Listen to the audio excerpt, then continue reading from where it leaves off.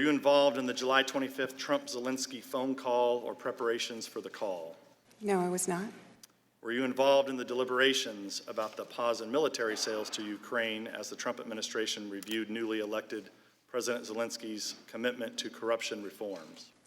For the delay in For the pause. the pause? No, I was not. Were you involved in the proposed Trump-Zelensky, later Pence-Zelensky meetings in Warsaw, Poland on September 1st? No, I was not. Did you ever talk to President Trump in 2019? No, I have not. Mick Mulvaney. No, I have not. Thank you, Ambassador. I'm not exactly sure what the ambassador is doing here today. This is the House Intelligence Committee that's now turned into the House Impeachment Committee. This seems more appropriate for the Subcommittee on Human Resources at the Foreign Affairs Committee. If there's issues with employment, disagreements with the administration, it would seem like this would be a more appropriate setting instead of an impeachment hearing where the ambassador is not a material fact witness to any of the accusations that are being hurled at the president for this impeachment inquiry. I have several questions I think Mr. Castor wants to get to.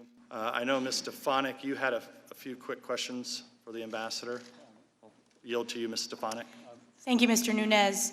Ambassador Yovanovitch, thank you for being here today. The gentlewoman will suspend. What is the interruption for this time? It is our time. The gentlewoman will suspend. You're not recognized. Mr. Nunes, you are minority counsel. I just recognized. Under the House Resolution 660, you're not allowed to yield time except to minority counsel. The ranking member yielded time to another member of Congress. No, that is not accurate. You're gagging the young That is lady accurate. from New York.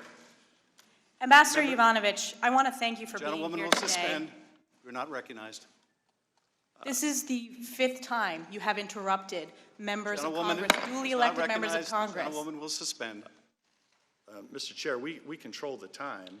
It's been customary of this committee that whoever controls the time can yield to whoever they wish. If we have members of Congress that have a few questions, it seems appropriate that we be able to let Ms. Stefanik ask her questions. Mr. Nunes, you or minority counsel are recognized.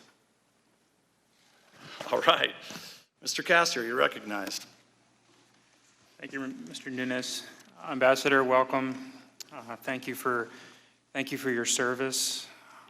33 years, an extraordinary career. It really has been a remarkable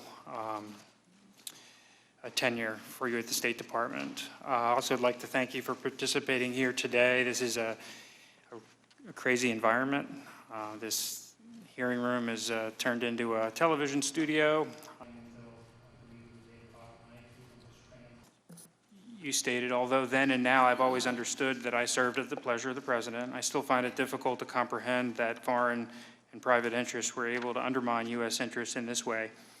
Individuals who apparently felt stymied by our efforts to promote stated U.S. policy against corruption, that is to do the mission, were able to successfully conduct a campaign of disinformation against the sitting ambassador using unofficial back channels.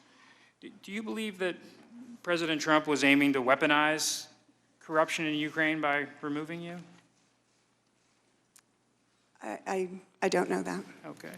Do you believe your removal was part of some scheme to make it easier for elements of the Ukrainian establishment to do things counter to U.S. interests? I think that's certainly what the Ukrainian establishment hoped. I think that in addition, there were Americans, these two individuals, who were working with Mayor Giuliani, Mr. Parnas and Mr. Fruman, who have recently been indicted by the Southern District of New York, who indicated that they wanted to change out the ambassador. And I think they must have had some reason for that. And do you think they were seeking a different type of ambassador that would allow them to achieve some of their objectives? I don't know what other reason there would be. Okay. Is Ambassador Taylor the type of person that would facilitate those objectives? No, So Ambassador Taylor is a man of high integrity, absolutely. and he's a good pick for the post? He is. I would note that he is the chargé out there, as of course you understand.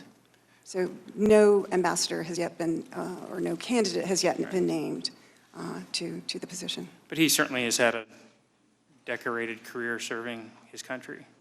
Absolutely, a man of the highest integrity.